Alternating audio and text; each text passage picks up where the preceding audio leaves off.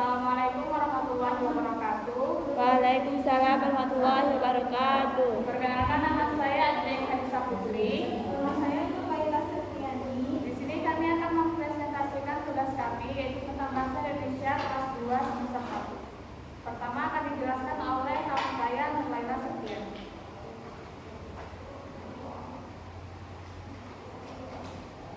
Yang pertama, ada capaian pembelajaran. Peserta didik memiliki kemampuan berbahasa untuk berkomunikasi dan bernalar kepada teman sebaya dan orang dewasa di sekitar tentang diri dan lingkungannya melalui berbagai kegiatan berbahasa dan bersastra dengan topik yang beragam dan sesuai dengan tujuan.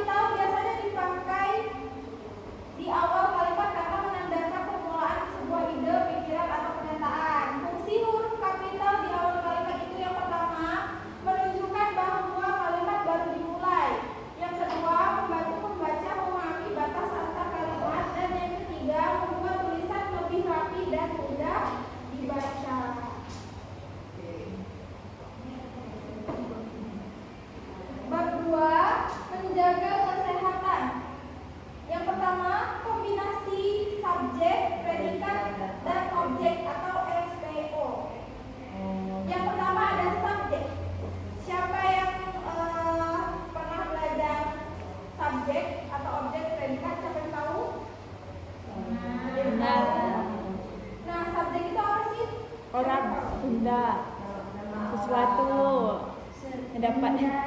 Ya, jadi subjek itu bukan nama bisa nama orang, tapi bisa juga nama hewan atau benda. Nah, subjek adalah siapa yang mau melakukan sesuatu, biasanya berupa orang, hewan atau Benda. Yang kedua ada predikat. Predikat adalah apa yang dilakukan oleh subjek. Biasanya merupakan kata kerja atau kegiatan. Siapa yang bisa menyebutkan kata kerja, contoh kata kerja? Ibu memasak. Ya. Masak itu Nah, kata kerja. predikatnya itu yang mana? Memasak. Ya, betul. Nah, jadi yang poin C-nya itu objek. Objek adalah yang dikenal dengan tindakan.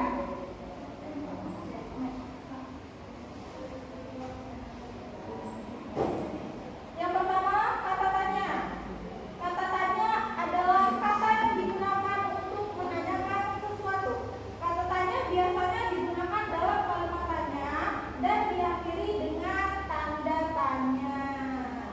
Siapa yang bisa menyebutkan contoh kalimat tanya? Apakah kamu sudah makan? Iya, apakah kamu sudah makan? Terus biasanya diawali dengan apakah, Apakah? mana, Siapa? Apa bagaimana? bagaimana, Yang siapa, AW satu. yang AW satu H. Ya, betul. Baiklah, materi yang selanjutnya akan disampaikan oleh Dinda. Selanjutnya itu berhati-hati di mana saja. Yang pertama berbicara dengan volume yang tepat. Berbicara dengan volume yang tepat adalah mengatur keras atau pelannya suara saat berbicara sesuai dengan keadaan yang tepat. Artinya kita tidak boleh selalu berbicara terlalu keras atau terlalu pelan. Jadi kita sebagai guru harus mengajarkan kepada siswa kita bagaimana kita menggunakan volume itu. Ada saatnya kita menggunakannya dengan nada yang pelan dan ada juga saatnya kita menggunakan nada yang keras. Contoh dari kita menggunakan nada yang pelan yaitu apabila kita, ada yang tahu? Tolong buka ini. Bicara kepada Ya, Bicara kepada yang lebih tua. Kalau dengan volume yang tinggi, waktu kelas lagi membaca. baca, Presentasi. presentasi. Oke. Selanjutnya itu menulis di sebagai kata depan dan awalan yang benar. Dalam bahasa Indonesia, kata di itu memiliki dua fungsi, yaitu sebagai kata depan, sebagai awalan atau imbuhan. Kita harus menulisnya dengan benar agar tidak salah. Satu di sebagai kata depan. Di sebagai kata depan digunakan untuk menunjukkan tempat atau lokasi. Jadi, kalau misalnya kita menuliskan di, yang mana di itu memiliki fungsi untuk menunjukkan lokasi atau tempat, maka di-nya itu harus dipisah. Contohnya di dapur, itu maka harus kita pisah. Di spasi lalu di Dapur. Di spasi lalu di dapur. Di kamar. Ya, Nah, yang kedua di sebagai awalan. Di sebagai awalan digunakan pada kata kerja dan menunjukkan bahwa suatu pekerjaan telah dilakukan atau kata kerja pasif. Contohnya di sebagai awalan yaitu adalah digunakan. Apabila kita menuliskan digunakan, maka dia tidak boleh dipisah. Kenapa tidak boleh dipisah? Karena dia itu sebagai awalan. Dimakan, dilakukan, dikoreksi, itu dia memiliki fungsi sebagai awalan.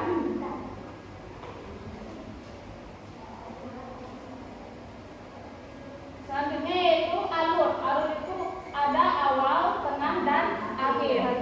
Alur adalah urutan cerita dari awal sampai akhir. Alur itu membantu cerita menjadi teratur dan mudah dipahami. Contoh alur awal. Alur awal itu adalah pembukaan. Tidak mungkin pembukaan kita taruh di tengah dan tidak mungkin juga pembukaan itu kita taruh di akhir. Makanya di awal itu kita taruh sebagai pembukaan, yang dimana pembukaan itu akan menjelaskan bagaimana jalur cerita kita. Yang kedua itu alur tengah. Di alur tengah ini adalah konflik atau adalah puncak apa yang ingin kita ceritakan, yang disebut isi cerita. Dan yang terakhir itu adalah alur akhir, penutup. Penutup ini biasanya sebagai kesimpulan atau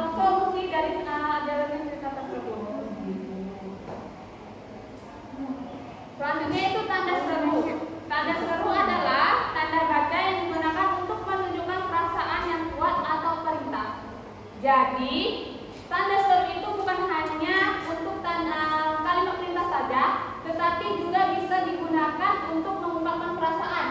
Misalnya, wah, cerah sekali hari ini. Wah, cerah sekali hari ini. Maka di akhir kalimatnya itu kita menggunakan tanda seru. Yang kedua fungsinya itu adalah perintah. Contohnya, tutuplah pintu itu. Maka di akhir kalimatnya kita menggunakan tanda seru. Bab selanjutnya itu perilaku unik. Yang pertama, fakta dan opini. Fakta adalah pernyataan yang benar-benar terjadi dan dapat dibuktikan kebenarannya. Sedangkan opini adalah pendapat atau pikiran seseorang yang belum tentu benar. Jadi kalau fakta itu sudah benar-benar terjadi, tetapi kalau opini itu belum benar terjadi. Contoh kalimat fakta yaitu saya ingin makan. Terus kalau yang opini yaitu es krim adalah makanan yang paling enak. Kenapa es krim adalah makanan yang paling enak itu termasuk opini? Karena tidak semua orang mengatakan kalau misalnya es krim itu adalah makanan yang paling Enak. Iya, beda selera ibu. Iya. Selanjutnya kata kerja aktif dan kata kerja pasif. Kata kerja aktif adalah kata kerja yang menunjukkan bahwa subjek melakukan suatu tindakan. Tadi kan sudah kita pelajari tentang SPO, subjek, predikat, dan Objek. Jadi kata kerja aktif adalah kata kerja yang dimana subjeknya itu melakukan suatu tindakan, melakukan suatu kegiatan. Memasak. Contohnya, Ani membaca buku. Mana suatu kegiatannya? Membaca buku. Kalau Ani kita sebut dengan Subjek. Kalau membacanya Predikat. atau tindakan. Bukunya merupakan Objek. objek. Jadi objek itu adalah yang mengenai dari predikatnya atau kata kerjanya. Oh, gitu. Kalau kata kerja pasif, ada kata kerja yang menunjukkan bahwa subjek itu dikenai suatu tindakan. Contohnya, buku dibaca Ani. Berarti buku itu dibaca. Itu saja yang dapat kami sampaikan. Jika ada kekurangan saya mohon maaf. Kami akhiri dengan Wabillahi taufiq wal hidayah. Wassalamualaikum warahmatullahi wabarakatuh. Waalaikumsalam.